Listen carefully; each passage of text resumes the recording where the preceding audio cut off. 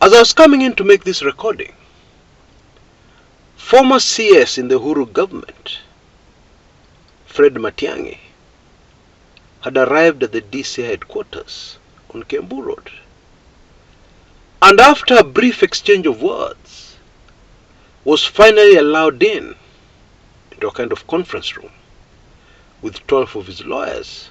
Initially, he had been told he was to come in alone without his lawyers.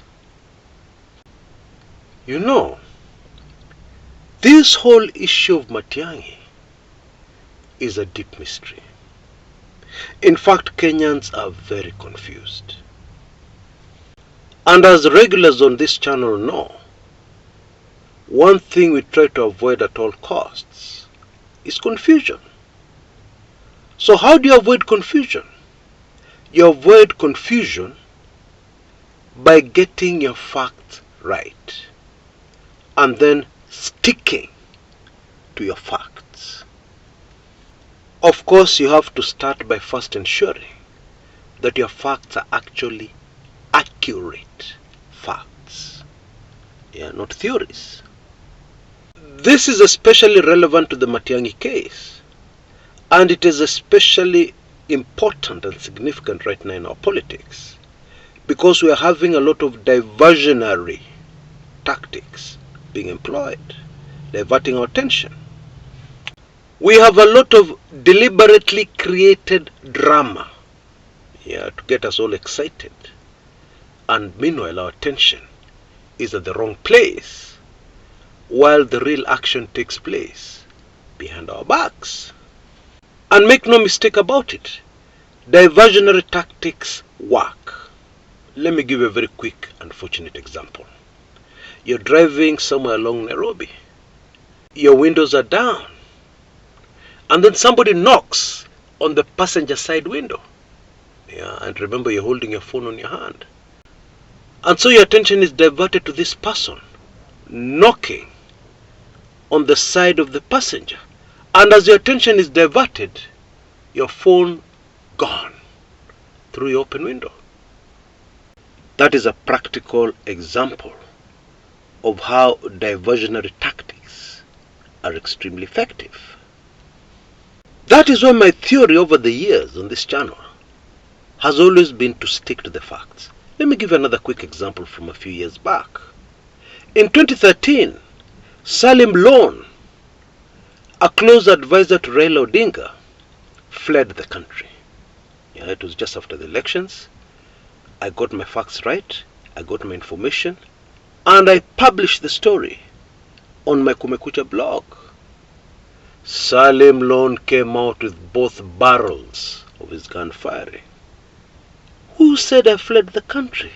There's nothing like that. These bloggers with their fake news, etc., etc. But I stuck to my verified facts. And then 11 long years later, yes, you heard me right, Salim Loan, during an interview, casually told the press, in 2013 I fled the country. And he gave the reasons why. And of course I have no hard feelings over that incident. Because in politics, it happens all the time. Something getting out too early, or some information getting to the public, can ruin everything. In politics, it is always important to create the perception you want for this particular time. It is terribly important. And sometimes it can be a matter of life and death. Oh yes, so I understand. You see, it's very important to remember that everything we see in the news, even events that are unfolding, press conferences, people saying stuff, people arriving at the DCI, it is important to always remember that what you're seeing with your own two eyes may not be what it really is. It may not be factual. Okay? That is extremely crucial to understand. Because this is politics. Always remember that. You're dealing with politicians in the world. So let's get down to it. What are the facts surrounding the Fred Matiangi manenos? Number one, all indications, all information point to the fact that Fred Matiangi fled the country. The biggest piece of evidence to prove this is that the former CS left the country undetected. Okay? And then there's a ton of other circumstantial evidence.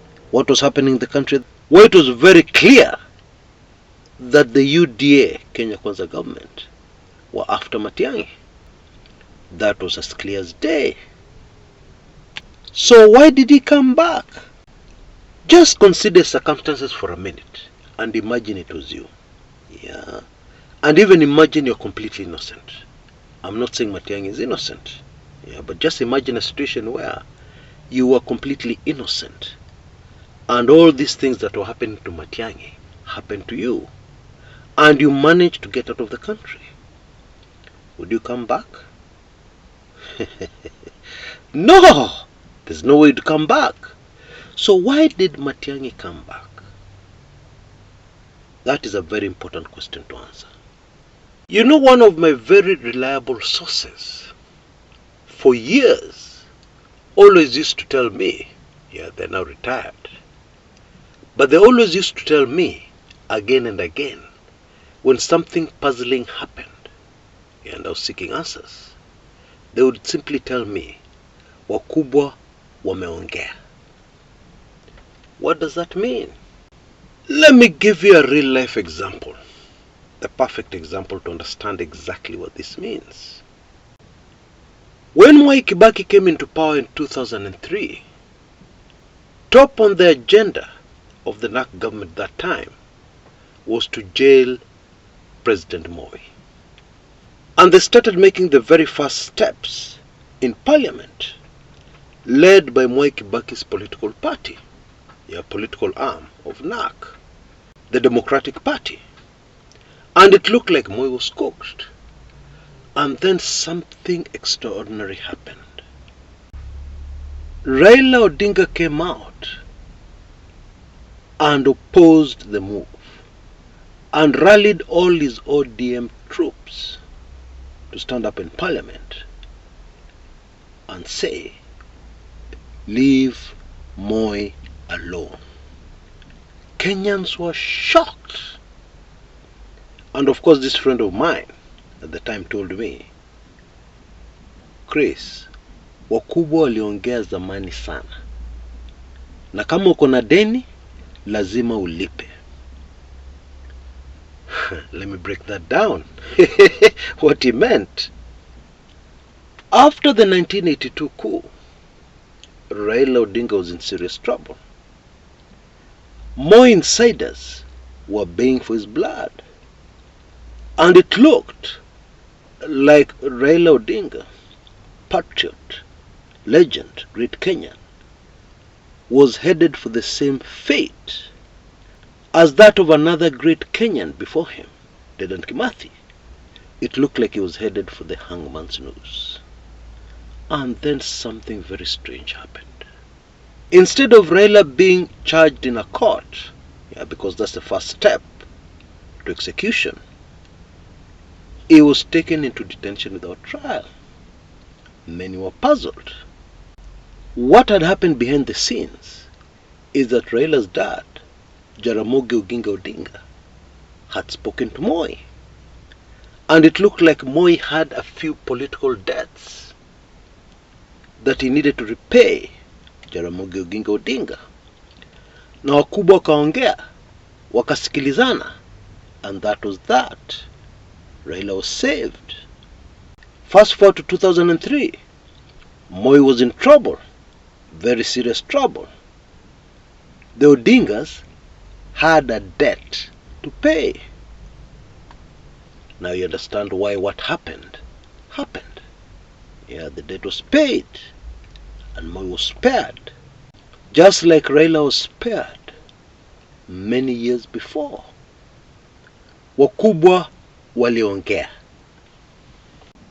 Folks, I have good reason to believe that in the case of Fred Matiangi, suddenly and very unexpectedly returning to the country, wakubwa waliongea. And remember one very critical factor that has been relevant since the beginning of time. Even enemies can negotiate. I'm afraid I can't say any more right now. But what I can reveal is in my latest Weekly Intelligence Briefings, number 100. Yeah, where I reveal the reason why Matiangi is a target. It'll blow your mind. Okay? Details on your screens on how to become a WIB subscriber in case you're not yet one. Please take advantage of our latest offer. I believe you can see details on your screens right now, repeated in the description area below. And please, if your membership is out of date, take advantage of this offer and renew it. Yeah, it needs to be up to date, paid up. Because where we are going, in fact where we have already arrived, as you can clearly see, too much is happening. And there'll be too many mysteries unless you have the inside information. Yeah, information that is not widely available to the public. So go for it.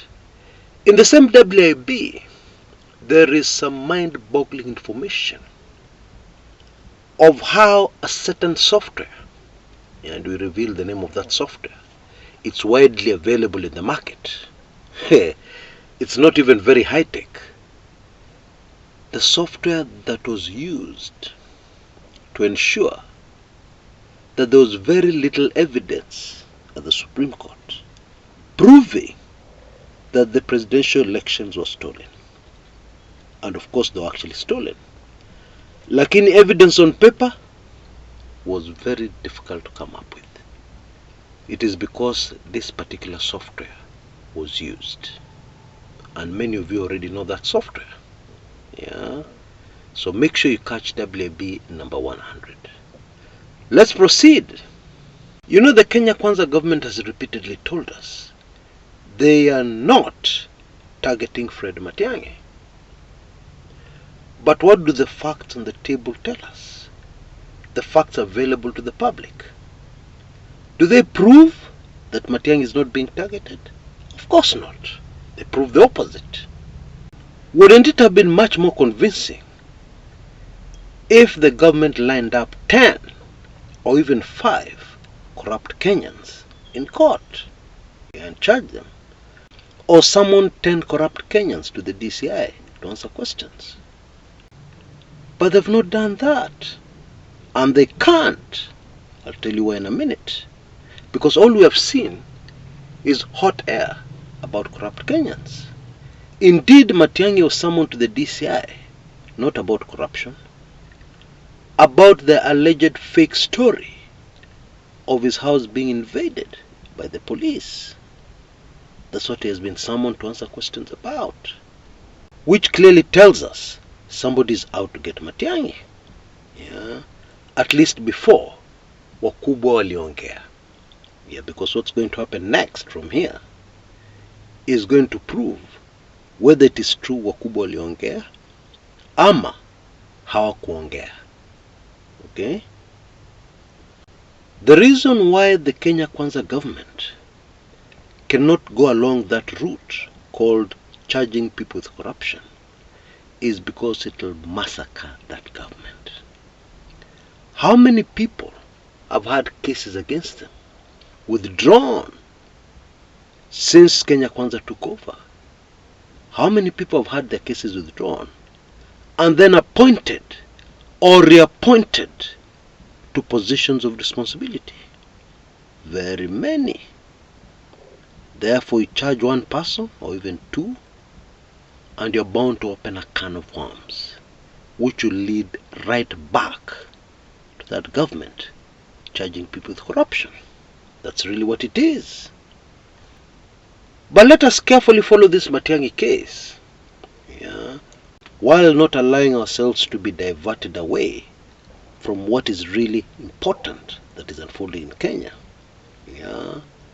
like the campaign for electoral justice. Let us follow the Matiangi issue, yeah, and let's see where it leads. Until next time, this is Chris. Kumekucha.